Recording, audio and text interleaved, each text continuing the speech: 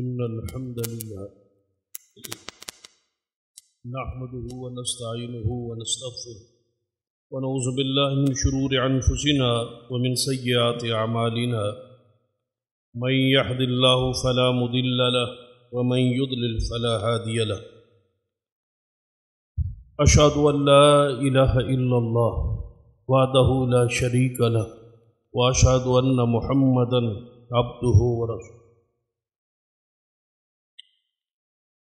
اللهم صل على محمد وعلى آل محمد كما صليت على إبراهيم وعلى آل إبراهيم إنك حميد مجيد اللهم بارك على محمد وعلى آل محمد كما باركت على إبراهيم وعلى آل إبراهيم إنك حميد مجيد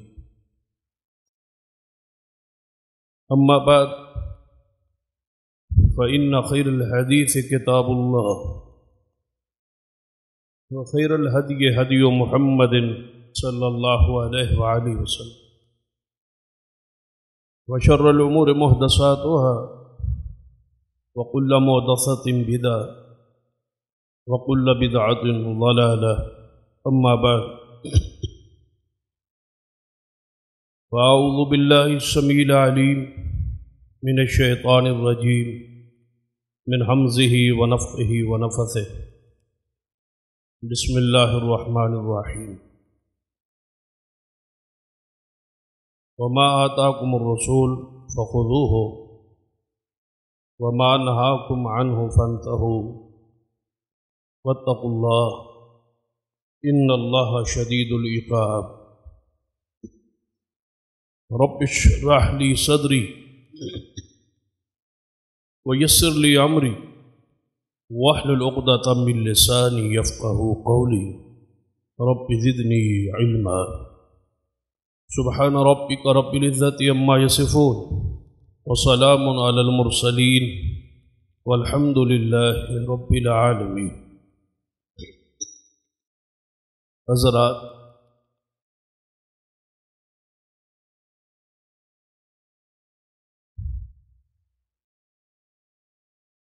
ہماری گفتگو کا تسلسل جاری ہے.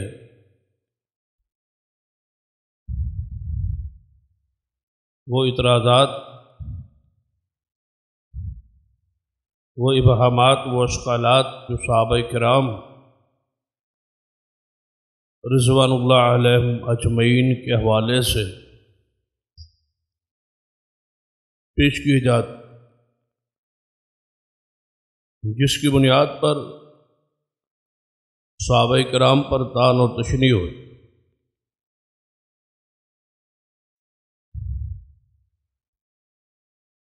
ضروری ہے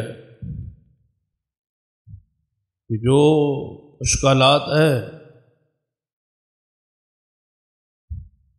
ان کا سیاق و سباق کیا ہے، ان کی اصل حیثیت اور اصل جو کیفیت ہے اس واقعے کی وہ کیا ہے. اصل میں ان آیات اور حدیث کا شان نزول کیا ہے. کیا صحابہ کرام رضوان اللہ علیہم اجمعین وہ واقعی ان اشکالات پر مطعون کیا جا سکتا ہے؟ یا اس حوالے سے بہت دفعہ یہ بات بیان ہوتی کہ انبیاء علیہ السلام معصوم ہے اور صحابہ کرام رضوان اللہ علیہ اجمعین مغفور ہیں، بخشے ہوئے لوگ. بشری تقاضے کے تحت ان سے کوئی بات ہو سکتی، لیکن وہ ہونے والا معاملہ جو بھی ہو وہ مغفور ہے، وہ بخشا ہو. وہ دنیا سے گئے تو بحالت ایمان اور توبہ میں وہ جنت کے حقدار ٹھہرے اور وارث ٹھہرے. ان کی کسی معاملے پر بحث اور تنقید نہیں ہو سکتی، اس لیے کہ اللہ تعالیٰ نے انہیں معاف کر دیا. اور معاف کر کے ان پر راضی رہنے اور ہونے کی خوشخبری قرآن پاک میں سنا دی۔ جب اللہ راضی ہے تو پھر کسی انسان کی کیا حیثیت ہے کہ وہ ان شخصیات سے ناراض ہو اور غصہ کرے۔ اصل معاملہ کہ جو معاملہ انبیاء علیہ السلام کی ذات سے ہو سکتا تھا اور ان کی عصمت پر طہارت پر اس سے کوئی حرف نہ آتا، اللہ تعالیٰ نے وہ امور انبیاء سے کروائے۔ مثلا کسی مقام پہ ایک جائز عمل تھا اور ایک اولا تھا، ایک جائز تھا اور ایک بہتر تھا، تو انبیاء نے جائز کو اختیار کیا تو اللہ تعالیٰ نے روک کے فرمایا کہ یہ اس جگہ پر یہ اولا جو تھا یہ بہتر تھا، اس مقام پہ یہ جو جائز تھا اس پر توجہ فرمانا ضروری تھی۔ یا انبیاء علیہ السلام سے کہیں صاف ہوا، بھول ہوئی، جیسے نماز میں سجدہ صاف، یا اس طرح کے واقعات احادیث میں موجود ہیں۔ اور جو معاملات انبیاء کی عصمت کے بالکل برعکس تھے اور انبیاء چونکہ معصوم تھے، وہ صحابہ کرام سے ایسے اعمال کروائے گئے تاکہ یہ دین کے کام آ جائے اور یہ شریعت ان کے ذریعے امت پر لاگو ہو جائے۔ اگر انبیاء کے 17 صحابہ معصوم ہوتے تو کوئی دین کی حد کا نفاذ ان پر نہ ہوتا، تو پھر یہ دین کیسے آگے بڑھتا اور کیسے نافذ ہوتا اور کیسے ہم تک یہ عملی طور پر پہنچتی۔ تو صحابہ کرام کی وہ باتیں دین کے کام آئی، جو معاملات ان سے ہوئے وہ بھی دین کے کام آئے۔ تو گویا ان کی تعریف اور توصیف، ان کی مدح ہم پہ بیان کرنا ضروری ہے، اور ان سے بشری تقاضے سے ہونے والے اعمال اس پر زبان کا خاموش رہنا اور ان کے لیے دعا کرنے کا ہمیں حکم دیا گیا۔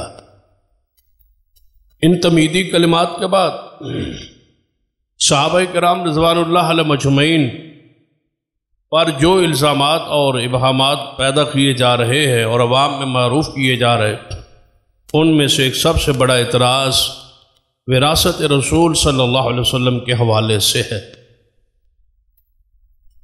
اور سب سے مارکۃ الآراء مسئلہ جو ہے اہل رفض کا اور تشیع کا، وہ یہی ہے۔ اگر اس کو ہم سمجھ لیں اور سمجھا لیں، غالباً عوامی سطح پر اس مسئلے کو اہل سنہ والجماعت کی طرف سے اٹھایا ہی نہیں گیا، بیان ہی نہیں کیا گیا جس طرح بیان کا حق تھا۔ مجبوری وہی چیز جس کا گزشتہ کئی خطبات میں ذکر ہوا، کیونکہ ہمارا اہل بیت پر غیر متزلزل محبت اور ایمان تھا، جس میں کوئی ابہام اور شک والی بات نہیں ہے۔ اس وجہ سے اہل سنت کی طرف سے اس واقعے کو علمی طور پر کتابوں میں بیان تو کیا گیا، لیکن واعظین اور خطباء نے عوام الناس میں اس مسئلے کو بیان نہیں کیا، انہی حالات اور معاملات کے تحت کہ کہیں بیان میں عوام الناس میں، کیونکہ عوام الناس کی جو اپروچ یا ذہنی سطح ہوتی ہے وہ برابر نہیں ہوتی، اس لیے وہ خاص باتیں جو علم سے متعلقہ ہے، ایمان اور عقائد سے متعلقہ ہے، جن کے بارے میں قیامت والے دن پوچھ گچھ نہیں ہے، تو ان چیزوں کو بیان کرنے سے معاملات میں الجھاؤ یا عامی آدمی کے ذہن میں کوئی ایسا مواد یا ایسی بدظنی نہ آ جائے، اس کی جہالت اور کم علمی کی وجہ سے صرف محبت کا پیغام ہی سکھایا گیا اور دیا گیا، اور ان معاملات کو علماء کی حد تک چھوڑ دیا۔ لیکن ایک مخصوص طبقہ اور مخصوص گروہ ان علمی مسائل کو عوامی سطح پر بیان کرنا اس نے شروع کر دیا، جو ہر بندے کی زبان پر ایسے مسائل اور عقائد آ گئے میں سمجھتا ہوں کہ ان حالات میں ان مسائل کو بیان کرنا اس لیے ضروری ہو گیا ہے کہ آنے والی نسل کہیں صحابہ کرام کے بارے میں بد ظن نہ ہو جائے۔ اس لیے صحابہ کرام کا دفاع ہم پر فرض ہے، ضروری ہے، لازم ہے، اور اس کا ایک ہی یہ طریقہ ہے کہ جو الزامات ان پر لگائے گئے، جو عوام الناس کے ذہن میں اشکالات پیدا کیے گئے، ان کو کتاب و سنت کی روشنی میں بیان کر دیا جائے، اور سب کے مقام اور شان کو ملحوظ خاطر رکھ کر تاکہ ایمان، عقیدت، محبت بھی محفوظ رہے، سلامت رہے، ایمان بھی سلامت رہے، اور آنے والے فتنوں سے جوانوں کو، ساتھیوں کو آگاہ بھی کیا جائے، متنبہ بھی کیا جائے، اور حقائق کو بھی بیان کیا جائے۔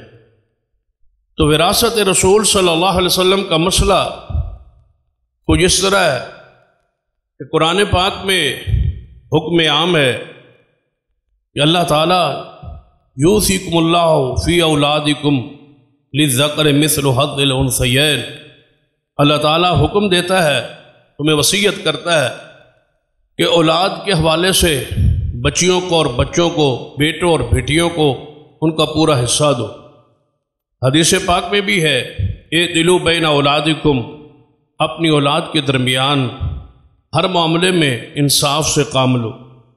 قرآن پاک نے وراثت کے مسائل کو بڑے واضح الفاظ میں بیان کر دیا ہے، اور علماء امت نے اس پر کتابیں لکھ دی ہے اور مسائل کو بیان کر دیا ہے، لیکن اس میں خاص استثناء ہے جناب محمد رسول اللہ صلی اللہ علیہ وسلم سمیت سب انبیاء علیہ السلام کا۔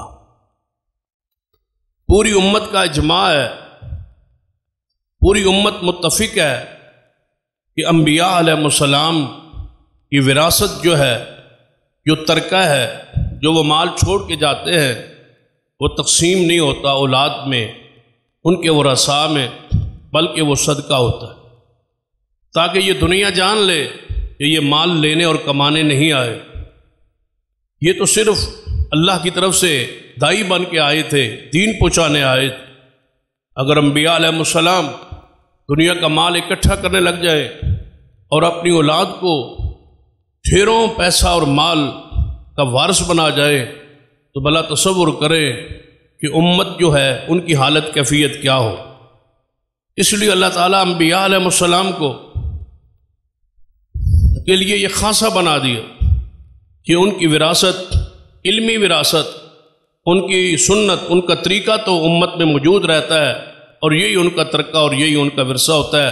ترکت فیکم امرین لن تضلوا ما تمسکتم بہما، میں تمہیں دو چیزیں چھوڑ کے جا رہا ہوں، ایک اللہ کی کتاب اور ایک میری سنت ہے، ان کو لازم پکڑنا، تم گمراہ نہیں ہوگے۔ تو ترکہ رسول یہی ہے جو آپ نے علمی طور پر کتاب و سنت کی صورت میں چھوڑا ہے۔ سارے انبیاء علیہ السلام کا یہی ترکہ ہوتا ہے جو امت میں آگے علم کی تقسیم ہوتا ہے۔ مال، درم و دینار، زمینیں، جائیدادیں یہ انبیاء کی نہیں ہوتی، انبیاء کے جانے کے بعد وہ صدقہ ہوتا۔ اس پر امت کا، پوری کی پوری امت کا اتفاق ہے، اجماع ہے، اس پر احادیث گواہ ہے۔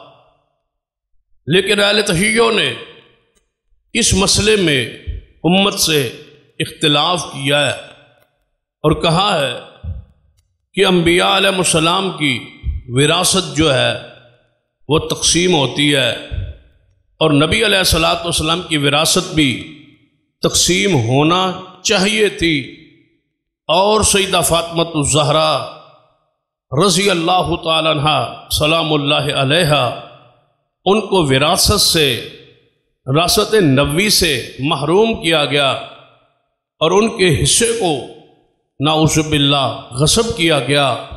اور غاصب کون ہے؟ سیدنا ابو بکر صدیق رضی اللہ تعالی عنہ، نعوذ، وہ غاصب۔ انہوں نے وراثت حضور کی سیدہ فاطمہ الزہرا کو نہیں دی۔ جسے وراثت رسول کہہ لے یا زیادہ لفظ جو مشہور ہے وہ باغ فدق۔ تو اس مسئلے کو سمجھنے کی ضروری توجہ ہے کہ اگر آپ متوجہ ہو کے بات سنیں گے تو مسئلہ انتہائی آسان ہے، اور اگر توجہ نہیں ہوگی تو خیال بن اس سے مشکل مسئلہ بھی کوئی نہیں۔ یاد رکھیے، دو قسم کا مال جو نبی علیہ الصلوۃ والسلام کے حصے میں آیا، اس کی دو صورتیں، دو قسمیں۔ ایک مال مال غنیمت ہوتا ہے اور دوسرا مال مال فہ ہوتا ہے۔ مال غنیمت کہتے ہیں ایسے مال کو جو نبی علیہ الصلوۃ والسلام یا صحابہ کرام اللہ کی راہ میں جنگ کریں، جہاد کریں، وہاں سے کافروں سے جو مال ملے اسے مال غنیمت کہا جاتا ہے۔ اس کی تقسیم کا طریقہ یہ ہے کہ اس کے 4 حصے جو ہیں وہ مجاہدین میں تقسیم کر دیے جاتے ہیں اس مال کے، اور اس کا 5واں حصہ محمد مصطفیٰ صلی اللہ علیہ وسلم کے لیے اللہ نے خاص کیا ہے۔ فرمایا اسے مال خمس کہتے ہیں، 5واں حصہ اللہ اور اس کے رسول صلی اللہ علیہ وسلم کے لیے ہے۔ اللہ تعالیٰ کا ذکر تو تکریم، عزت اور وقار کے لیے ہے، گویا اللہ نے یہ حصہ رسول اللہ کو دیا ہے۔ یہ 5واں حصہ اسی وجہ سے اس کو عربی میں خمس کہتے ہیں، یعنی 5واں حصہ۔ یہ خاص حصہ رسول اللہ صلی اللہ علیہ وسلم کا ہے۔ دوسرا مال فہ ہے۔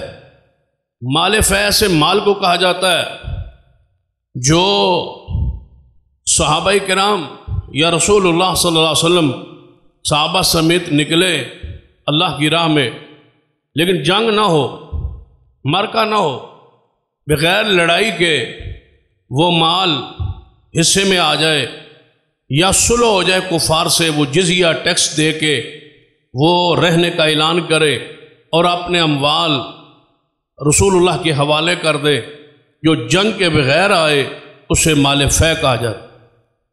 مال فہ جو ہے اس میں مجاہدین کا حصہ نہیں رکھا گیا، یہ سارے کا سارا حصہ اللہ کے رسول کو دے دیا کہ یہ اس سے بیت المال کے اندر یہ حصہ جمع ہوگا، بیت المال مضبوط ہوگا، نبی علیہ الصلوۃ والسلام اس کو تقسیم کرنے میں با اختیار ہوں گے، یہ ثواب دیدی اختیار ہوگا۔ جہاں کوئی آفت آئے گی، کسی پر چٹی پڑے گی، کوئی مصیبت آئے گی، کوئی غریب، کوئی فقیر، کوئی مسکین حضور کے پاس آئے گا تو حضور اس مال میں سے اس ساری آمدن بیت المال میں جمع ہوگی، اور حضور اس کو اپنی مرضی سے تقسیم فرمائیں گے۔ کن کن میں اس کا ذکر قرآن پاک میں تفصیل کے ساتھ موجود ہے۔ سورۃ الحشر میں اس کو تفصیل کے ساتھ بیان کیا گیا ہے۔ تو چند آیات ہیں، اللہ تعالیٰ نے مال فہ کی تقسیم کو قرآن میں بیان کیا ہے۔ یہ بات یاد رکھیں، مال فہ میں سے مجاہدین کا حصہ نہیں ہے، یہ رسول اللہ صلی اللہ علیہ وسلم کو اللہ اس کے رسول کا حصہ ہے جو خاص ہے۔ اب نبی علیہ الصلوۃ والسلام اس کو کس طرح تقسیم کریں گے اس کا قرآن پاک نے بیان کیا، تعریف بھی خود کی کہ مال فعل وہ ہے جس پر آپ کو گھوڑے پر اور اونٹوں پر سوار ہو کے محنت کر کے تھکاوٹ نہیں کرنا پڑی، بلکہ قریب آپ کو ویسے ہی کفار نے اپنا آپ کو تمہارے حوالے کر دیا، مال کو حوالے کر دیا۔ یہ اصل واقعہ مدینہ پاک سے 3-4 میل کے فاصلے پر ایک قلعہ تھا، یہود آباد تھے بنو نذیر، ان سے جہاد کا معاملہ جب کھڑا ہوا تو بات ان تک پہنچی، اور یہ نبی علیہ الصلوۃ والسلام صحابہ کرام کو لے کے وہاں پہنچے تو ان سے انہوں نے سارا مال، زمینیں حضور علیہ الصلوۃ والسلام کے حوالے کر دی، بغیر جنگ کے حضور غالب آ گئے، اور یہ مال فہ حضور علیہ الصلوۃ والسلام کو نصیب ہوا۔ تو اللہ تبارک و تعالیٰ نے اس کی تقسیم کے لیے قرآن پاک میں بیان فرمایا کہ سب سے پہلے یہ مال کس پر تقسیم ہوگا؟ فرمایا یہ مال ہے کس کے لیے؟ فرمایا اللہ اور اس کے رسول کے لیے۔ اب تقسیم کیسے ہوگا؟ سب سے فرمایا وَلِذِي الْقُرْبَى، اے محبوب جناب محمد صلی اللہ علیہ وسلم، یہ آپ کے رشتہ داروں کے لیے، یہ آپ کے قرابت داروں کے لیے، یہ آپ کے خاندان کے لیے ہے، یہ آپ کے اہل بیت کے لیے ہے، یہ آپ کے گھر کے اخراجات معاملات چلانے کے لیے یہ آپ کو اجازت ہے کہ آپ اس سے اپنے قریبی رشتہ داروں پر اس کو خرچ کریں۔ والیتامی، اور اس مال میں سے کوئی یتیموں پر خرچ کریں، والمساکین، مسکینوں پر خرچ کریں، وابن السبیل، اور مسافروں پر خرچ کریں۔ ہم اس کو کیوں نہیں تقسیم کیا مجاہدین میں؟ اس کی علت اور وجہ بیان فرمائی قرآن پاک نے، لا یکون دولتم بین الاغنیاء منکم، ہم یہ چاہتے ہیں کہ دولت بڑے بڑے امیروں میں یہ گھومتی نہ رہے، بلکہ یہ بیت المال میں جمع ہو جائے۔ مال غنیمت میں سے ان کو حصہ مل گیا ہے، وہ مہاجرین کو بھی مل گیا، مجاہدین کو بھی نصیب ہو گیا، صحابہ کو بھی نصیب ہو گیا، لیکن مال فے ہم نے بیت المال کو، ملک کو، مال کو مضبوط کرنے کے لیے اور یتامہ اور غریبوں اور مسافروں کے اخراجات کو حکومت چلانے کے لیے، حضور کے گھر کے اخراجات چلانے کے لیے ہم نے یہ مال فے اللہ اور اس کے رسول صلی اللہ علیہ وسلم کے لیے خاص کر دیا ہے۔ اسی دوران آیت آئی وَمَا آتَاكُمْ الرَّسُولُ فَخُذُوهُ وَمَا نَهَاكُمْ عَنْهُ فَانْتَهُوا، جو کوئی رسول اللہ دیں وہ لے لو، اور جو حضور روک لیں اس سے تم بھی روکے رہو، جس سے حضور تمہیں منع کرے اس سے تم رک جاؤ۔ اللہ سے ڈرو، اور اللہ تعالیٰ کی پکڑ بہت زیادہ سخت ہے۔ پھر فرمایا یہ مال غنیمت کن کے لیے ہے؟ للفقراء المہاجرین، فرمایا وہ فقراء جو ہجرت کر کے مدینہ طیبہ میں آ گئے، اور انصار صحابہ کرام کے دلوں میں ان کی محبت ڈال دی گئی، اور انہوں نے اپنی ذات پر ان کو ترجیح دی اور ان کی مدد کی۔ فرمایا ان مہاجرین کے لیے یہ مال فے حضور فقیر مہاجرین کے لیے، مسکین مہاجرین کے لیے، ضرورت مند مہاجرین کے لیے یہ حصہ مال فے کا ہم نے رسول اللہ صلی اللہ علیہ وسلم کو اجازت دی ہے کہ وہ اس پر اپنا مال خرچ کرے مال فے میں سے۔ تیسرے پھر گروپ کا ذکر کیا گیا، فرمایا ہاں تیسرا والذین جاءوا من بعدہم، وہ لوگ جو ان کے بعد آئیں، وہ لوگ جو ان کے بعد آئیں، مہاجرین بھی نہیں ہیں، انصار بھی نہیں ہیں، لیکن بعد میں ان کے بعد آئیں، فقیر ہوں، مسکین ہوں، یتیم ہوں، ضرورت مند ہوں، تو ان پر بھی اللہ کا رسول یہ مال خرچ کر سکتا ہے، لیکن شرط یہ ہے جو بعد میں آئیں یقولون ربنا اغفر لنا ولاخواننا الذین سبقونا بالایمان، وہ ان پہلوں سے محبت کرنے والے ہوں، صحابہ سے محبت کرنے والے ہوں، مہاجرین انصار کے لیے دعائیں کرنے والے ہوں، ان سے پیار کرنے والے ہوں، تو ان کے لیے بھی مال فے میں سے حصہ رسول اللہ دے سکتے ہیں۔ یہ اللہ تعالیٰ نے مال فے کے مصارف کو جن پر یہ خرچ کرنا تھا بیان کر دیا۔ اس آیت جو آخری آیت ہے، اس سے امام مالک رحمۃ اللہ علیہ نے ایک مسئلہ ثابت کیا ہے کہ اگر کہیں بھی یہ مال فے قیامت تک مال فے جو مسلمان جہاد میں نکلے اور بغیر لڑائی کے مال ہاتھ میں آ جائے، اس مال میں سے رافضی کو حصہ نہیں دیا جائے گا، اس لیے کہ وہ ان کے لیے دعا نہیں کرتا، ان پر تان کرتا ہے۔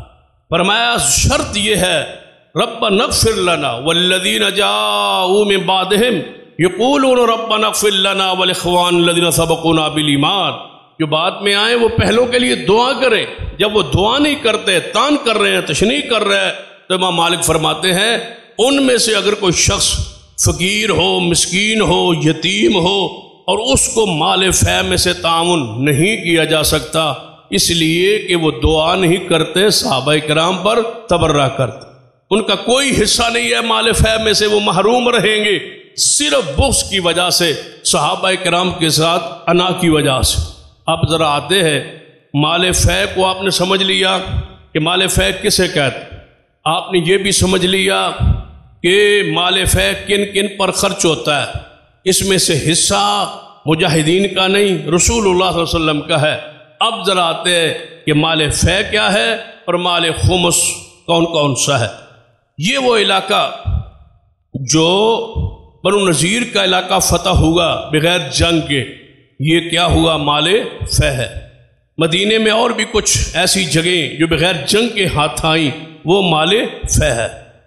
خیبر میں آپ کے علم میں ہے وہاں جہاد ہوا، معرکہ ہوا، وہ خیبر کی زمینیں، اور وہاں ہی قریب بستی فدق ایک بستی کا نام ہے، وہاں بہت بڑا ایک باغ تھا، وہ باغ اور یہ خیبر، یہ سارے علاقے مال غنیمت میں سے 5واں حصہ محمد الرسول اللہ صلی اللہ علیہ وسلم کا ہے۔ اب اس سے نبی علیہ السلام نے یہیں پر یہودیوں کو، عیسائیوں کو، یہودیوں کو آپ نے مزارعت پر، حصے پر یہ زمین دے کے واپس تشریف لے گئے کہ آپ کھیتی باڑی کو جانتے ہیں، معاہدہ ہو گیا ہے، تو لہٰذا آپ ہی اس کو جناب مزارعت زمیندارہ کریں گے، ہم حصہ لینے کے لیے سال کے بعد فصل پر حصہ لینے کے لیے آ جائیں گے، اور اس کا جتنا ہمارا حصہ ہوگا وہ آپ دیں گے۔ یہ طے ہو گیا۔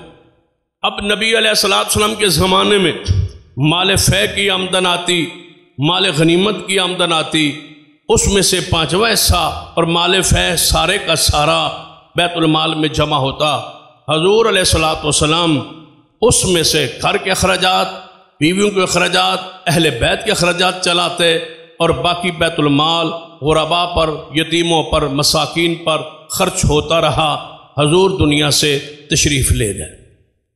یہاں سے یہ جھگڑا، اختلاف شروع ہو رہا جو عوام الناس میں پیش کیا جاتا ہے۔ اب حضور کے وارث کون کون ہے، اس پر تھوڑی سا تبصرہ۔ اور دوسری بات کہ مال جو متروکہ ہے، چھوڑا ہوا مال ہے، جس کو وراثت کہتے ہیں، وہ کیا کیا ہے، تو اس کے بارے میں اگر سارے روایات اور دلائل کو اکٹھا کیا جائے تو مدینہ کی وہ زمین جو مال فے کے طور پہ تھی وہ اس میں ہے۔ فدق کا باغ جو ہے وہ حضور کے خمس میں سے تھا، 5واں حصہ تھا، اس میں وہ ہے، اور خیبر کی کچھ زمین جو خمس کے طور پر حضور کے حصے میں آئی، یہ وہ ہے۔ اس کے علاوہ نبی علیہ السلام کے گھر کی کچھ چیزیں جن کو آپ استعمال میں لاتے تھے وہ بھی وراثت میں ہے، جس کو ہم عام طور پر وراثت نہیں سمجھتے۔ گھر کے برتنوں کو، گھر کے کپڑوں کو، گھر کی چیزوں کو وہ ایک ہی بچہ یا ایک ہی بندہ لے کے جو گھر میں موجود ہو، وہ سمجھتا ہے کہ میں نے وراثت کو ادا کر دیا، حالانکہ برتن اور پیالے تک وراثت ہے، وہ سارے وارثوں کا پوری طرح حق ہے۔ لیکن یہ رسول اللہ صلی اللہ علیہ وسلم کی وراثت کا معاملہ جو کہ امت سے الگ ہے، اس لیے ذرا اس بحث پہ غور کریں۔ حضور نے زیرہ مبارک، گھر میں جو آپ نے ترکہ جو تھا، جو آپ نے مال چھوڑا، وہ زیرہ مبارک ہے، عصا مبارک، لاٹھی مبارک، چھوٹی حضور علیہ السلام جو استعمال کرتے تھے۔ اسی طرح نبی علیہ السلام کا وہ پیالہ، آپ کی چارپائی مبارک، آپ کی انگوٹھی مبارک، اور آپ کا جوتا مبارک، اور آپ کے کپڑے مبارک، یہ حضور کے گھر کے اندر چھوڑا وہ سامان۔ یاد رکھیے، یہ سارے کا سارے تبرکات، یہ سارے کا سارے وراثت، یہ سارے کا سارا مال بیت المال میں جمع ہوا۔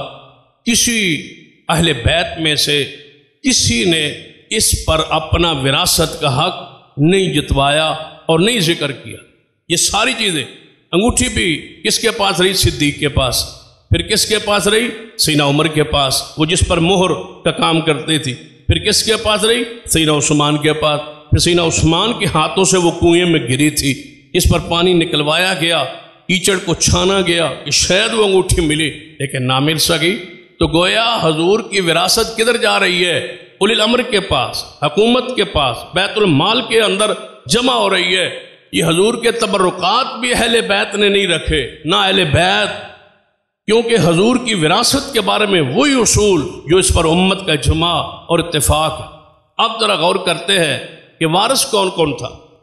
عوام مشہور تو یہی ہے کہ سیدہ فاطمہ کو نہیں دیا گیا، لیکن کیا سیدہ فاطمہ تو ذرا حضور کی ساری وراثت کی وہی وارثہ تھی؟ اس پر کھل کے گفتگو کیوں نہیں ہوتی؟ اس پر لوگ کھل کے بیان کیوں نہیں کرتے؟ یا پورے جتنے بھی وارثین ہیں، ورثاء ہیں، ان کا ذکر کیوں نہیں ہوتا؟ تو نبی علیہ الصلوۃ والسلام کی جب حضور دنیا سے گئے تو آپ کی 9 ازواج مطہرات موجود تھی، تو کیا بیوی حصے دار نہیں ہوتی؟ کیا 1/8 اس کا حصہ نہیں ہوتا؟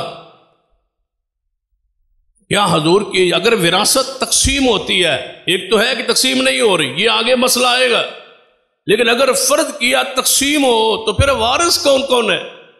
حضور کی ساری ازواج مطہرات اس میں وارث ہے، اور اس میں اکیلی حضور کی بیٹی نہیں، صدیق کی بیٹی عائشہ بھی ہے، اور عمر فاروق کی بیٹی حفصہ بھی ہے رضی اللہ تعالیٰ عنہما۔ 3 بیٹیاں کھڑی ہے، لہذا ایک بیٹی کا ذکر کرنا اور باقی ورثاء کا ذکر نہ کرنا، یہ وہی سازش ہے کہ ایک کو اہل بیت سمجھنا اور باقیوں کو اہل بیت نہ سمجھنا، ایک کو حضور کی بیٹی سمجھنا اور باقی حضور کی 3 بیٹیوں کا انکار کرنا، یہ اسی کا حصہ ہے۔ وارثہ کے طور پر سیدہ فاطمہ تو زہرا کو تو پیش کیا گیا، حضور کی 9 بیویوں کا ذکر کون کرے؟ کیا ان کو دیا گیا؟ ان کو حصہ لٹایا گیا؟ ان میں تقسیم کیا گیا؟ صدیق نے اپنی بیٹی کو حصہ دیا؟ سیدنا عمر نے اپنی بیٹی جو حضور کی بیوی ہے، مومنوں کی ماں ہے، اگر وراثت تقسیم ہوتی ہے تو ان کا حصہ ہے، تو کیا سیدنا عمر نے اپنی بیٹی کی سفارش کی ہے؟ تو اس کا کوئی حوالہ؟ اور جب بیٹا نہ ہو، ایک ہی بیٹی تھی، تو پھر چچا بھی وارث ہے، سیدنا عباس وارث موجود ہے، کیا سیدنا عباس کو وراثت دی گئی؟ سیدنا علی تو وارث ہی نہیں، وہ وارث نہیں، وہ تو ان کی زوجہ محترمہ حضور کی بیٹی فاطمہ تو زہرا وارثہ ہے، حصہ تو ان کا ہے، سیدنا عباس کا ہے جو چچا ہے حضور کے، اور حضور کی ازواج مطہرات کا ہے، یہ سارے وارث ہیں حضور کی وراثت کے، اگر وراثت تقسیم ہو۔ اب ان میں سے کس کس نے ذکر کیا وراثت کا؟ آئیے اس کی طرف۔ ازواج مطہرات نے کیا یہ وراثت کا ذکر نہیں کیا؟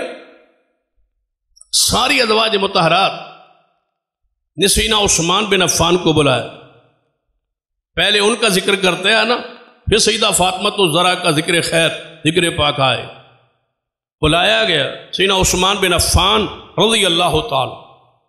ازواج مطہرات نے، ساری ازواج نے اکٹھے ہو کے سوائے سیدہ عائشہ صدیقہ رضی اللہ تعالی عنہا کی، باقی ازواج نے اکٹھے ہو کے سیدنا عثمان کو بلوایا اور فرمایا کیا عثمان آپ جائیں سیدنا ابو بکر صدیق کے پاس، ان سے یہ ذکر کریں، پوچھیں کہ حضور کی وراثت کے معاملات کیا ہوں گے، کیسے تقسیم ہوگی یا نہیں ہوگی، یا کیا مسئلہ ہے، ہمارا اس میں حصہ ہے یا نہیں۔ جب ساری ازواج مطہرات کا اکٹھا ہونا، سیدنا عثمان کو سوارسی بنانے کا علم سیدہ امی عائشہ صدیقہ کو ہوگا، تو آپ نے سب کو بلا کے فرمایا کیا تمہیں اللہ سے نہیں ڈرتی؟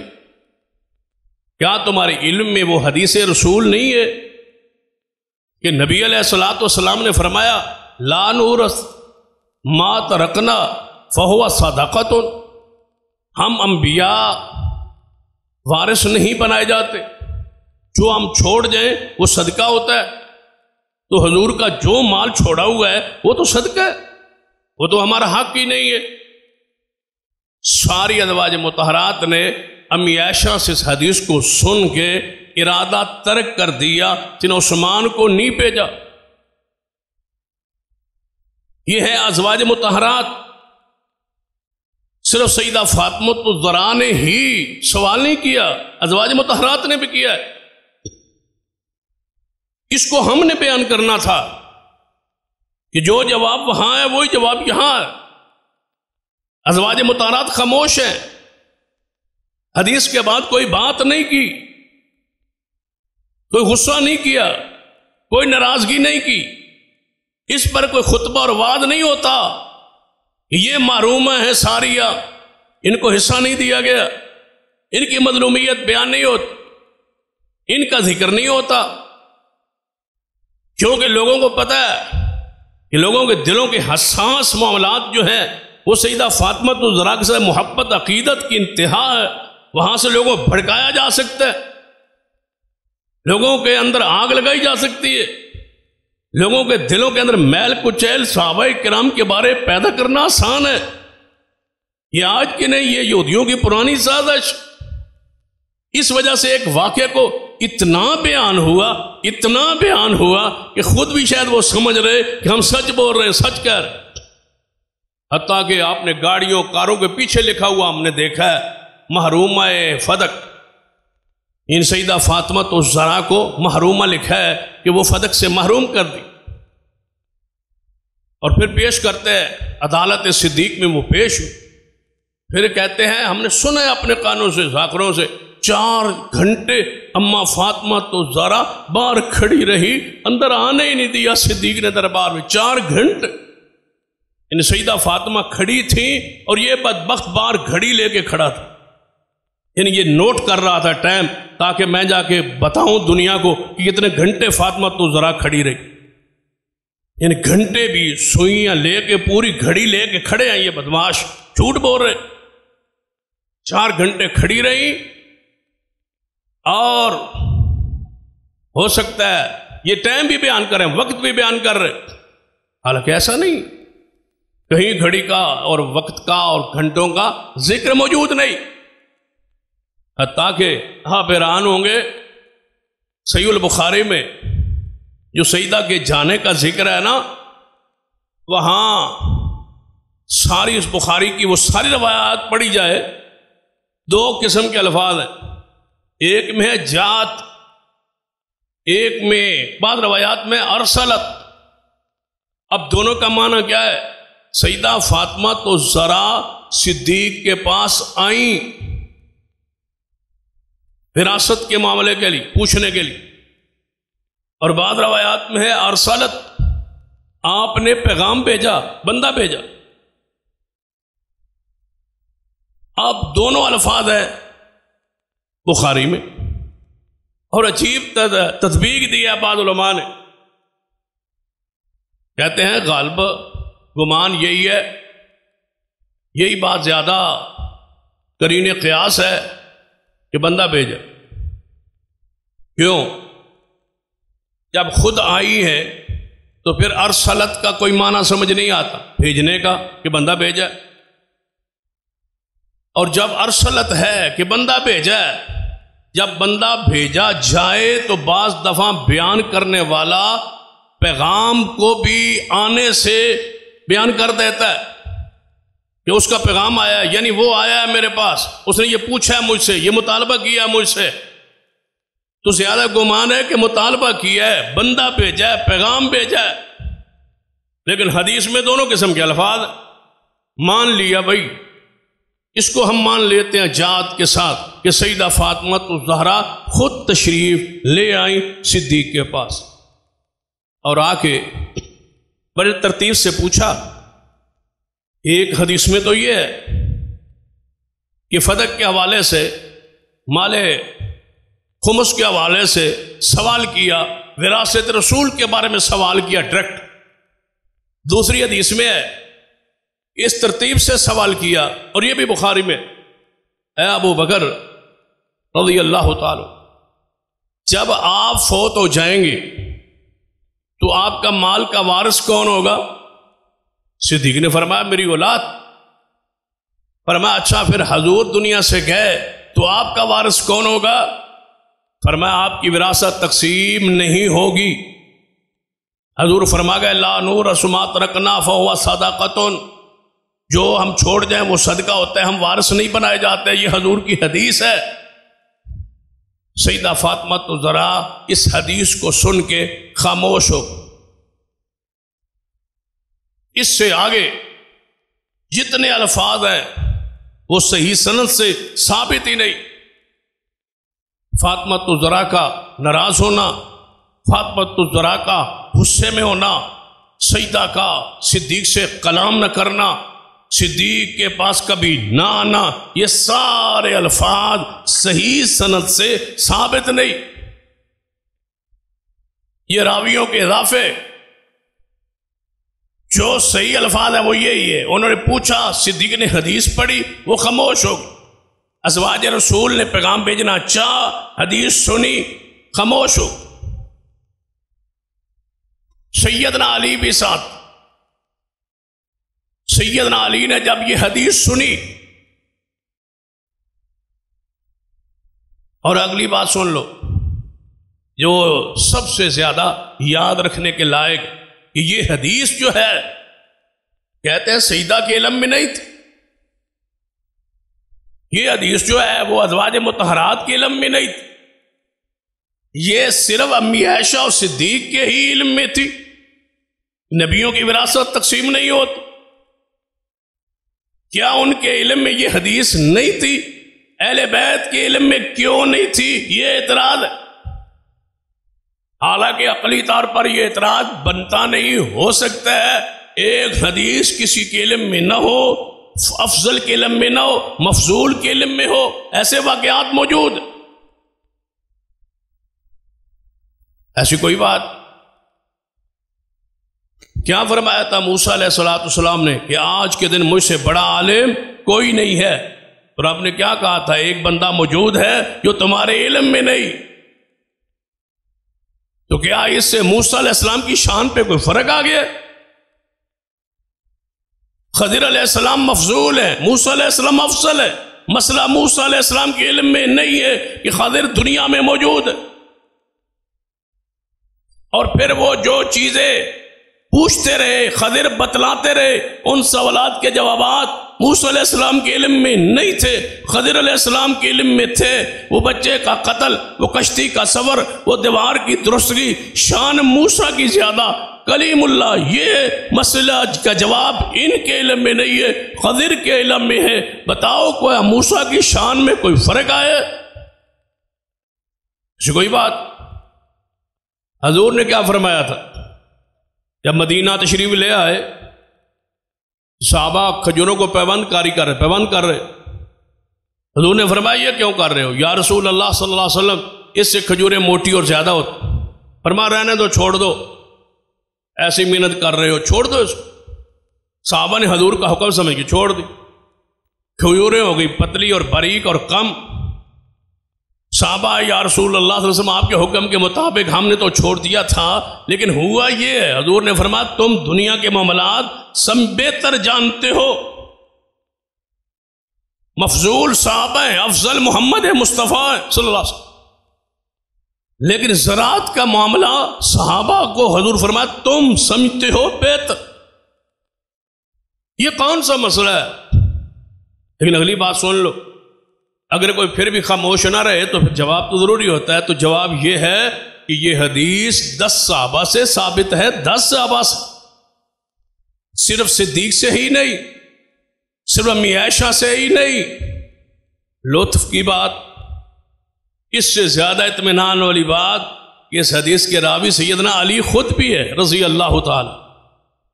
اب تو اعتراض ہی ختم ہو گیا، سیدنا علی بھی راوی ہے، ما ترکنا فہو صدقۃ، جو ہم چھوڑ جائیں وہ صدقہ ہوتا ہے۔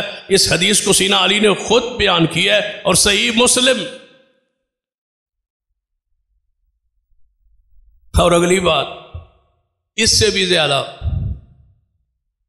شیعہ کی کتاب ہے الاستبصار، ان کی سہ اربع میں سے ایک کتاب، جیسے ہمارے سیاست ہے نا 6 حدیث کی کتابیں، اس طرح ان کی 4 بڑی کتابیں، ان میں سے یہ چوتھی کتاب۔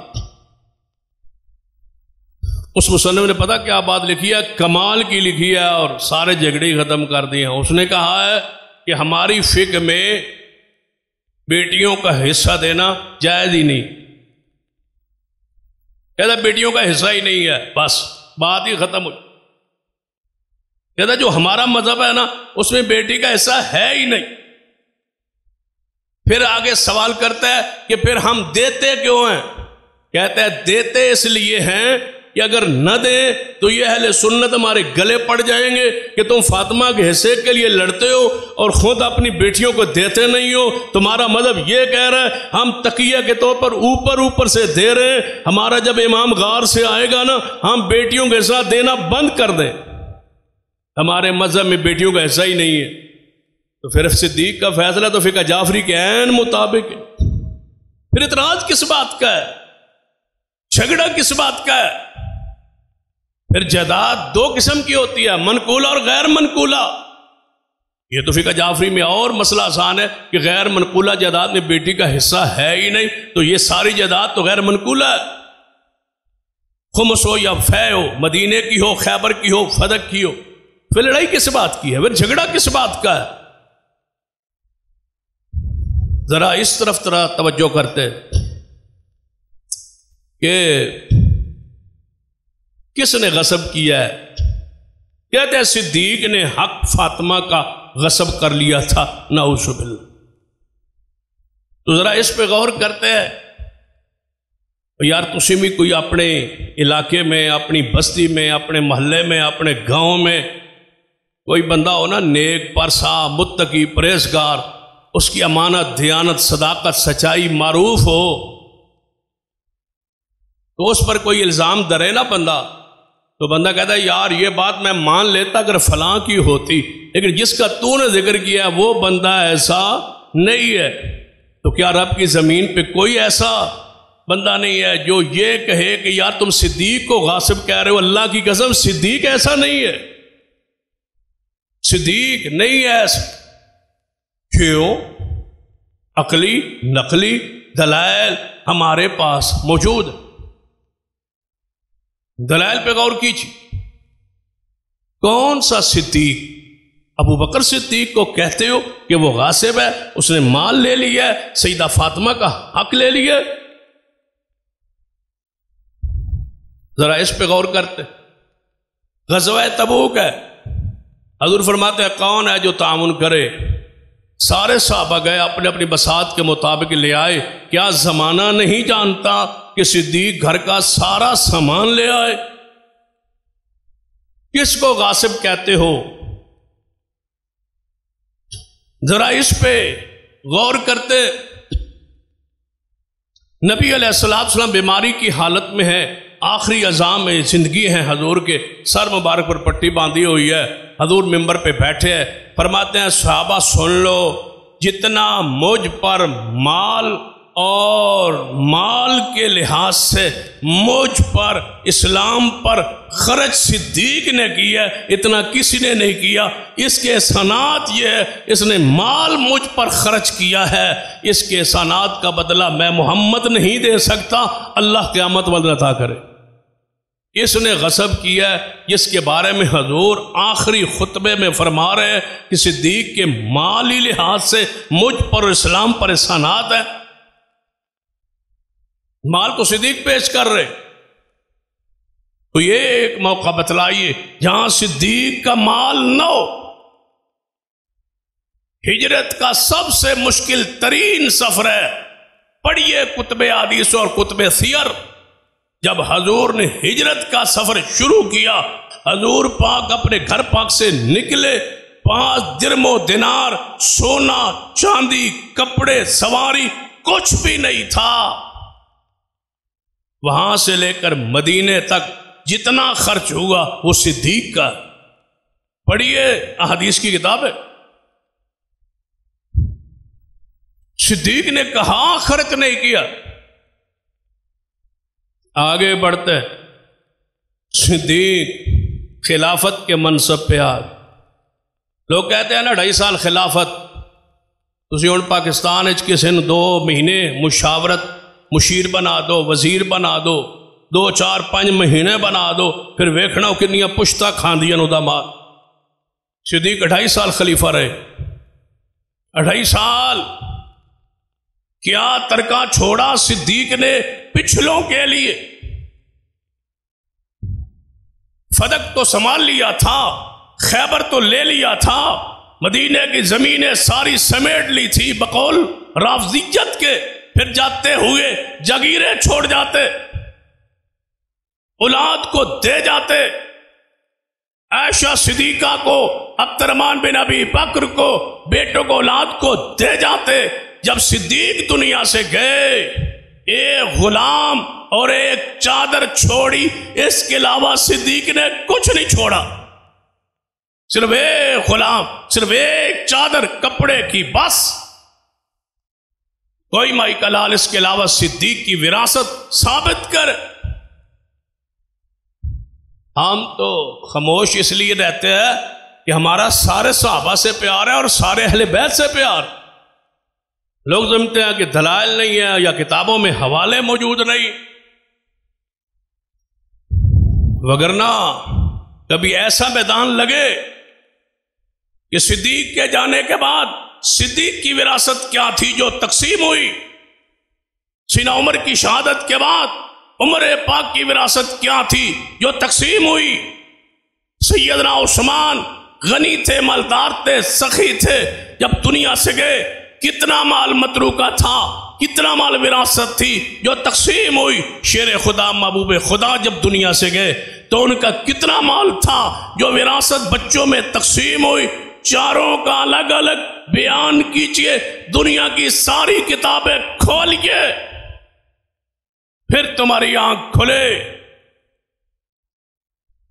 سب کی شخصیات کی لے آئے، متروکہ مال کیا تھا، وراثتیں کیا تھی، سب کچھ بیان کیا جائے۔ صدیق غاصب تھا، نعوذ باللہ، موت کا وقت قریب ہے، سیدہ عائشہ پاس بیٹھی ہے، آنکھ کھولی، سیدہ رو رہی ہے، فرمایا بیٹا کیوں رو رہی ہو؟ فرمایا ابا جی تم دنیا سے جا رہے ہو، کفن کا پیسہ بھی نہیں، کفن کے لیے کپڑا بھی نہیں، صدیق جا رہے۔ فرمایا یہ دو میرے جو میں نے سوٹ پہنا ہوا، جوڑا پہنا ہوا ہے، یہ جو چادریں میں نے اوپر لی ہوئی ہے، یہی دھو کے کفن میں شامل کر دینا۔ بیٹا کوئی بات نہیں، اعمال اچھے ہوں گے جنت کا لباس مل جائے گا، اگر اعمال ٹھیک نہ ہوئے تو کپڑا نہیں بچائے۔ یہ غاصب ہوتا ہے؟ شخصیت کو تو دیکھو، کس کو غاصب کہہ رہے ہو؟ پہلے شخصیت کے کردار کو، سیرت کو پڑھتے، جس پر بنیاد آپ کھڑی کر رہے، اتنی بڑی عمارت کھڑی کر دی ہے، سیدہ فاطمہ کو محروم کر دیا گیا۔ نہیں، حضور کی حدیث سیدنا صدیق نے پڑھی کہ انبیاء کی وراثت تقسیم نہیں ہو۔ اب سیدہ فاطمہ تو ذرا کی شان پر بندہ ایک حدیثیں پڑھتا جائے اور پیش صدیق پر کرتا جائے۔ حضور نے فرمایا جو فاطمہ کو تکلیف دے وہ مجھے تکلیف دیتا ہے، جو فاطمہ کو ناراض کرتا ہے وہ مجھے ناراض کرتا ہے، جس نے فاطمہ کو دکھ دیا اس نے مجھے دکھ دیا۔ یہ ساری حدیثیں پڑھ کے فاطمہ کی شان پر یہ حدیثیں ہیں، حق ہیں، سچ ہیں، لیکن اللہ کی قسم ابو بکر کے لیے نہیں ہے۔ حضور نے جب فرمایا تھا سامنے صدیق نہیں تھے، صدیق نے نہیں کیا تھا ایسا معاملہ، کھل کے بیان کرو۔ جب حضور نے یہ فرمایا تھا موقع کون تھا، سیاق و سباق کیا تھا، حقائق کیا تھے، کون سا موقع تھا جب حضور نے فرمایا تھا کہ فاطمہ محمد کے دل کا ٹکڑا ہے، جس نے فاطمہ کو دکھ دیا اس نے مجھے دکھ دیا۔ کوئی ہے دنیا میں ایسا عالم جو کھل کے بیان کرے حضور نے یہ کب فرمایا؟ بخاری آدھی پڑھتے ہو، ساری کیوں نہیں پڑھتے؟ اگر اجازت ہو تو میں وہ حدیث پڑھ دیتا ہوں۔ ہم نے تو اپنے معاملات کو، انجام کو اللہ کے سپرد کیا ہوا ہے۔ سنو حدیث پاک، نبی رحمت جناب محمد مصطفیٰ صلی اللہ علیہ وسلم کو خبر ہوئی، آپ آئے، تشریف لے آئے، ممبر پہ چڑھے، صحابہ کو بلوایا، آپ فرمایا میرے صحابہ سن لو، آج میں ایک بات کہنے آیا ہوں، یہ حدیث بخاری کی پڑھ رہا ہوں، ایک بات کہنے آیا ہوں۔ یا رسول اللہ فرمائیے۔ فرمایا بنو ہشام نے، ابو جہل کے خاندان نے مجھ سے اجازت مانگی ہے کہ ہم اپنی بیٹی ابو جہل کی بیٹی کا نکاح شیر خدا علی سے کرنا چاہتے ہیں، انہوں نے مجھ سے اجازت مانگی ہے کہ ہم علی پاک کو رشتہ دینا چاہتے ہیں ابو جہل کی بیٹی کا، انہوں نے مجھ سے اجازت مانگی ہے، تو میں اس اجازت کے معاملے کو تم سب کے سامنے رکھتا ہوں۔ میرے صحابہ، میں اجازت نہیں دیتا، میں اجازت نہیں دیتا، میں اجازت نہیں دیتا۔ اگر علی شادی کرنا چاہے ابو جہل کی بیٹی سے تو فاطمہ تو ذرا کو الگ کر دے، انہیں طلاق دے کے گھر سے فارغ کرے، پھر دوسری شادی کرے۔ میں اجازت نہیں دیتا، میں نہیں دیتا اجازت۔ جو چیز فاطمہ کو تکلیف دیتی ہے وہ مجھے تکلیف دیتی ہے، جو فاطمہ کو دکھ دیتی ہے وہ مجھے چیز دکھ دیتی ہے۔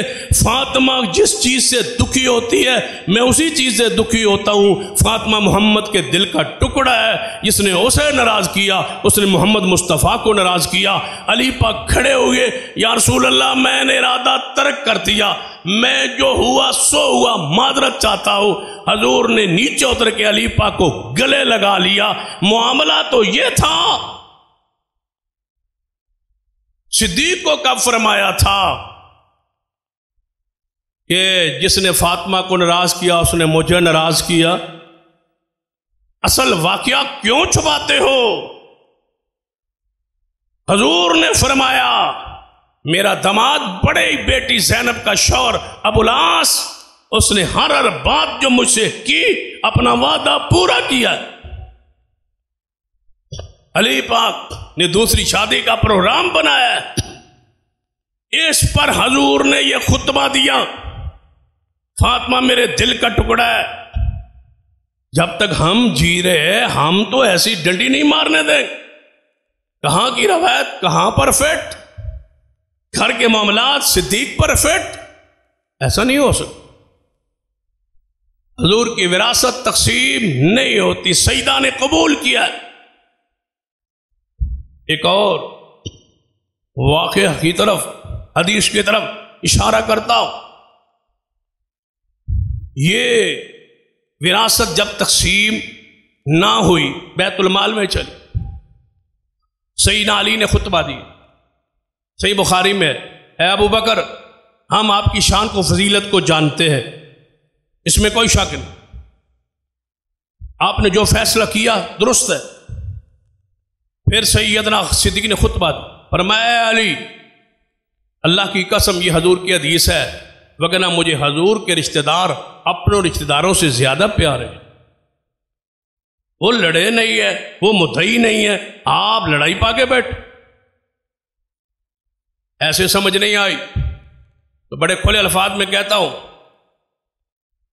سیدہ فاطمہ تو زہرا نے، سیدنا علی نے، سیدنا عباس نے، آل جعفر آل عقیل میں سے کسی ایک آل رسول اہل بیت کے کسی ایک فرد نے صدیق کو غاصب کہا ہو، ایک روایت پیش کی۔ صدیق حسین علی کے بیٹوں میں سے، حسن و حسین کی اولاد میں سے کسی شخصیت نے صدیق کو غاصب کہا ہو، جو تم کہتے ہو وہ کہا ہو، روایت لائے۔ اگر نہیں کہا تو اب اہل بیت محبت کرتے ہیں، تم بھی زبان بند رکھو، اور قانونی طور پر پابندی ہو کہ باغ فدق پر صدیق کو غاصب کہنا جرم ہے، یہ قابل تعزیر جرم ٹھہرایا جائے تاکہ امن قائم ہو۔ صدیق کا وہی فیصلہ ہے جو قرآن کا اور حدیث کا فیصلہ ہے، حضور کا جو فرمان ہے وہ حق ہے۔ اگر اس طرح سمجھ نہیں آئی تو پھر اور بھی سمجھانے کے کئی انداز۔ ایک روایت پڑھتا ہوں، صدیق نے فیصلہ کر دیا، وہ نافذ ہو گیا۔ سیدنا عمر کا زمانہ ہے، وہ بیت المال میں مال فے اور مال خمس، مال فے کہاں جمع تھا؟ بیت المال میں، وہاں سے جو آتا حضور کے گھر کے اخراجات چلتے تھے۔ سیدنا علی کے گھر کے سارے اخراجات پورے دعوے سے، بصیرت سے کہہ رہا ہوں، دلائل کی روشنی میں کہہ رہا ہوں، سیدنا عباس کے، سیدنا علی کے، حضور کی ساری ازواج مطہرات کے سارے خرچے، پورے سالانہ کھانا پینا خرچ، راشن، باغ فدق، خیبر، مدینے کی زمین میں سے جو حصہ آتا ان کے اخراجات چلتے، جو بچتا وہ غریبوں میں جاتا۔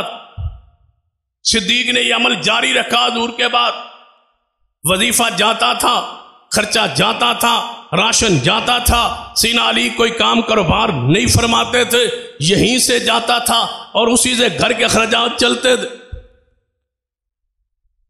صدیق نے کیا فرمایا کہ میں نے رسول اللہ سے سنا تھا اللہ نبیوں کو دنیا میں صرف کھلاتا ہے، پلاتا ہے اور کپڑے پہناتا ہے، باقی جو بچ جائے وہ امت کے لیے صدقہ ہوتا ہے۔ اہل بیت کی بھی یہی کیفیت ہے، کھائیں گے پیئیں گے، جوڑنا منع ہے۔ اہل بیت کے لیے بھی یہی حکم ہے، بیت المال سے آئیں کھائیں بس، پہنیں بس، اس کے علاوہ کچھ۔ اہل بیت کے لیے بھی یہی حکم تھا، رسول اللہ کے لیے بھی یہی حکم تھا، یہ فقر اختیاری تھا، بس اتنا ہی لیتے تھے جس سے گزارا ہو۔ اہل بیت کی یہی حالت کیفیت تھی، تو ہم دنیا دار لوگ صحابہ کے پیچھے پڑ گئے، وہ تو اہل بیت کے محب تھے، اہل بیت سے پیار کرنے والے لوگ۔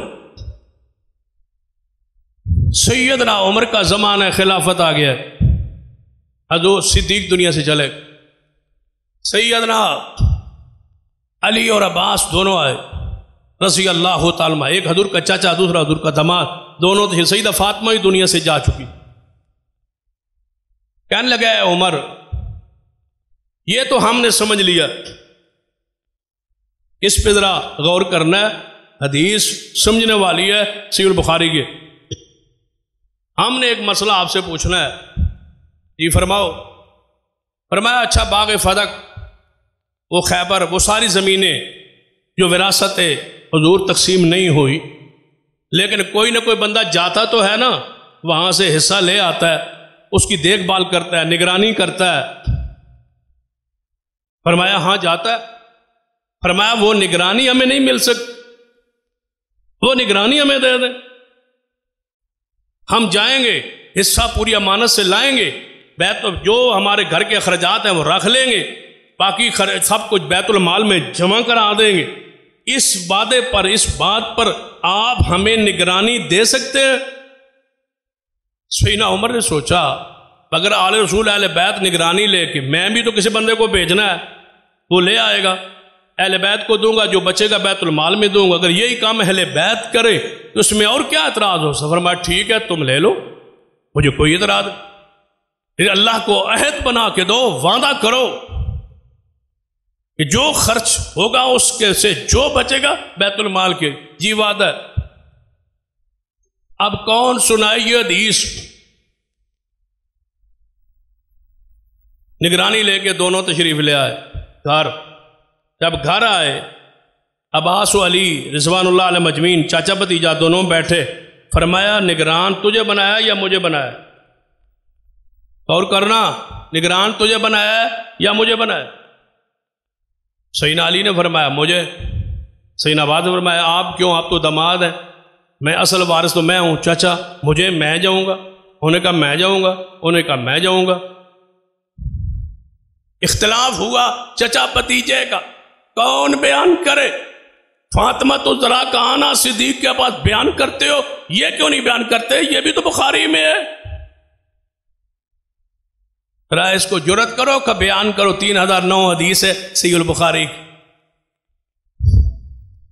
فرمایا اچھا پھر اس طرح کرتے ہیں، سیدنا عمر سے پھر جا کے پوچھ لیتے ہیں، میں نہیں جانے دوں گا آپ کو۔ فرمایا میں نہیں جانے دوں گا آپ۔ سیدنا طلحہ کو بلایا، زبیر کو بلایا، سعد کو بلایا، فرمایا طلحہ، زبیر، سعد، عثمان، تم چاروں جاؤ، ہم نے یہ بات جو ہے نا سیدنا عمر نے ہمارے حوالے کر دیا، اب آپس میں ہمارا جھگڑا ہو گیا کہ ہم میں سے کون ہے، ہم تو دونوں تھے، پتہ دونوں میں سے کس کی ذمہ داری ہے، کس کی نگرانی ہے، کون مسئول ہے، کون نگران ہے، یہ ہمیں پوچھ کے بتاؤ۔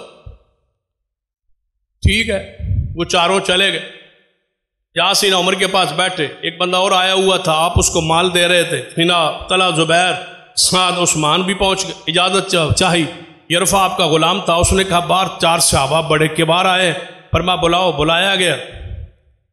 ابھی یہ بیٹھے ہی تھے تو پھر غلام آیا، کہنے لگا باہر سیدنا علی و عباس بھی آ گئے۔ فرمایا ان کو بھی لے آؤ، وہ بھی تشریف لائے۔ سیدنا عثمان اور سعد نے دیکھ کے فرمایا بس ہم کو بھیج کے آپ پیچھے پھر بیٹھ جاتے، ہمارے آنے تک انتظار تو کرتے، آپ تشریف لے آئے۔ جو سیدنا عباس نے کہا سیدنا علی رضی اللہ تعالیٰ کے بارے میں، وہ الفاظ بخاری میں تو ہیں بھائی، میں نہیں بیان کر سکتا، اس لیے کہ عباس کا بھتیجا ہے علی، وہ غصے میں علی پاک کو کچھ کہہ لے، ہم تو نہیں نہ کہہ سکتے، کیونکہ عباس بھی ہمارا ایمان ہے، علی پاک بھی ہمارا ایمان ہے۔ اللہم صلی علی محمد وعلی آل محمد۔ سیدنا عباس نے بڑے غصے میں تھے، جلال میں تھے، سیدنا علی کے بارے میں جو کہنا چاہتے تھے وہ کہا۔ سیدنا عمر نے سنا، آپ نے فرمایا اے علی عباس تم نے جو کچھ کہہ لیا، اب میری بات سنو، مجھے بتاؤ رسول اللہ صلی اللہ علیہ وسلم اس کو کیسے تقسیم کرتے تھے؟ فرمایا جو آتا تھا وہ گھر کے اخراجات چلا کے باقی سارا کچھ بیت المال میں ہوتا تھا نا؟ جی ہوتا تھا۔ اس پر قسم اٹھاتے ہو نا؟ جی ہم قسم اٹھاتے۔ اے عثمان تم بھی سارے سفارسی بن کے آئے ہو، تم بھی قسم اٹھاؤ، یہی بات ہے نا؟ یہی بات۔ فرمایا پھر حضور دنیا سے چلے گئے، رب نے اٹھا لیا، صدیق آ گئے، تم اس وقت اے عباس تم بھی تشریف لائے تھے۔ سنو سیدہ فاطمہ صرف اکیلی نہیں ہے، سیدنا عباس بھی تشریف لائے تھے۔ فرمایا عباس تم آئے تھے کہ بھتیجے کی وراثت میں سے حصہ دو، اے علی تم بھی آئے تھے کہ میری بیوی کا اور حضور کی بیٹی کا حصہ بنتا ہے۔ صدیق نے تمہیں حدیث سنائی تھی، تو بتاؤ کیا تمہارے علم میں یہ حدیث ہے یا نہیں کہ پیغمبر کی وراثت تقسیم نہیں ہوتی؟ میں تو اسے قسم لیتا ہوں، بتاؤ۔ عباس نے بھی قسم اٹھائی، شیر خدا نے بھی قسم اٹھائی، ایسے ہی ہے۔ فرمایا پھر تم میرے پاس آئے، میں نے بھی اسی حالت کو قائم رکھا جس پر حضور اور صدیق تھے، لیکن تم نے پھر آ کے کہا نگرانی ہمیں دے دے۔ میں نے احترام و اکرام اہل بیت میں تمہیں نگرانی دے دی، اب تم آپس میں الجھ پڑے ہو، یا اگر تم انتظامات نہیں کر سکتے تو مجھے واپس کر دو، میں خود انتظام کروں گا، حضور صدیق کی طرح اس کو چلاؤں گا۔ عباس نے فرمایا مجھے دے دو، میں چلاتا ہوں۔ سیدنا علی نے فرمایا نہیں نہیں مجھے دو، میں چلاتا ہوں۔ فرمایا تم آپس میں فیصلہ کرو، فیصلہ نہیں ہو پایا، سیدنا عمر نے واپس لے کے پھر وہی فیصلہ نافذ کیا جو صدیق کا تھا، جو محمد مصطفیٰ کا تھا۔ نہیں ہوا فیصلہ آپس میں۔ پھر آگے پڑھیے، صحیح البخاری میں لکھا ہے، اس سے آگے بڑھتے ہیں، وقت بھی ہو گیا ہے تاکہ بات اینڈ پہ پہنچے۔ سیدنا عمر کی خلافت کا زمانہ گزر گیا، اہل بیت کے اخراجات اس باغ فدق سے ادا ہوتے رہے۔ باغ فدق میں اس لیے کہہ رہا ہوں کہ وہ واقعہ چونکہ نام معروف ہے، باقی تو ساری زمینوں کا ذکر میں نے کر دیا۔ وہ باغ فدق، پھر سیدنا عثمان کا زمانہ آ گیا، خلافت، وہی سلسلہ چلتا رہا جو حضور کے زمانے میں، صدیق عمر کے زمانے میں چلتا رہا۔ اب ذرا سینے پہ ہاتھ رکھو، چوتھا نمبر کس کا؟ علی پاک۔ خلیفہ بن گیا خود علی پاک۔ باغ فدق کس کے ہاتھ میں؟ علی پاک کے ہاتھ۔ خیبر علی پاک کے ہاتھ۔ وہ ساری زمینیں علی پاک کے پاس، وہ ساری وراثت علی پاک کے پاس، حکمران علی پاک، خلیفہ راشد سیدنا علی۔ اب فیصلہ کیجئے، علی پاک کو چاہیے تھا نا کہ اگر غصب کیا تھا صدیق نے، آج یہ غصب ختم ہوتا، آج اعلان ہوتا صدیق کا غصب کردہ مال واپس، سیدنا عمر عثمان کا غصب کیا ہوا نعوذ باللہ مال واپس۔ نہیں، ایک روایت لائیے، علی پاک نے اپنی خلافت کے 5.5 سال، سیدنا حسن نے اپنی خلافت کے 6 ماہ ویسے ہی رکھا جیسے صدیق و عمر نے رکھا۔ پوچھا گیا سیدنا علی سے فرمایا وہ خیبر کی زمینیں اس وقت کچھ باتیں ہوئی تھی شروع میں، جب صدیق خلیفہ بنے، عمر عثمان آئے تو آپ کے گھر والوں نے کچھ باتیں کی تھی اور آپ نے کچھ فرمایا تھا، آج کیا کرو گے؟ فرمایا وہی کروں گا جو صدیق کو عمر نے کیا تھا، وہی کروں گا جو صدیق کو عمر نے کیا تھا۔ پھر فیصلہ وہی ہے جو صدیق کو عمر کا، سیدنا علی کے بعد نگران حسن ابن علی، وہی فیصلہ، حسین ابن علی، وہی فیصلہ، آگے امام زین العابدین تک، امام باقر تک۔ امام باقر سے تو پوچھا گیا، کیا امام باقر بتاؤ کوئی صدیق اور عمر نے کوئی زیادتی کی تھی؟ فرمایا اللہ کی قسم وہی فیصلہ حق تھا، میرے بابا علی نے بھی وہی رکھا۔ امام زہری نے تو کمال کیا، بخاری میں ان کا قول موجود ہے، فرماتے ہیں یہ صرف اس کا معاملہ نہیں ہے، آج تک وہ ساری زمینیں حکومت کے پاس، آج تک آپ کی معلومات کے لیے عرض کروں، فدق، خیبر، یہ سارے علاقے آج بھی سعودی اوقاف کا حصہ ہیں، کسی کو ملکیتی حقوق نہیں دیے گئے، حضور کی طرح آج بھی وہ زمینیں اوقاف کا حصہ ہے۔ آمدن کہاں جاتی ہے؟ اس کی جو آمدن ہوتی ہے پورے خیبر، پورے فدق، پوری اس زمینوں کی، اس فے کی، آج بھی وہ زمینیں موجود ہیں، اس کی ساری آمدن اوقاف میں جمع ہوتی ہے، اور سیدنا حسن حسین کی اولاد میں سے جو خاندان آج وہاں موجود ہیں ان کے اخراجات آج بھی ان میں رجسٹرڈ جتنے خاندان ہیں ایسے ہی چلتے ہیں جیسے مصطفیٰ کے زمانے میں چلتے، اور باقی جو بچتا ہے وہ قدرتی آفات میں، مصائب میں، تکلیفوں میں، بیماروں میں، غریبوں میں، مسکینوں میں حکومت سعودی عرب تقسیم کرتی ہے۔ آج تک نہیں بدلا، جب آج تک نہیں بدلا تو پھر اختلاف کس کا ہے؟ یعنی شرط یہ ہے کہ قرآن و حدیث کا مطالعہ کیا جائے۔ اللہ مجھے اور آپ کو عمل کی توفیق بخشے۔ باقی اعتراضات جو اصحاب رسول پر آتے ہیں ان کا ذکر آئندہ خطبہ میں ہوگا۔ اقول قولی ھذا واستغفر اللہ لی ولکم ولسائر المسلمین وآخر دعوانا الحمد للہ۔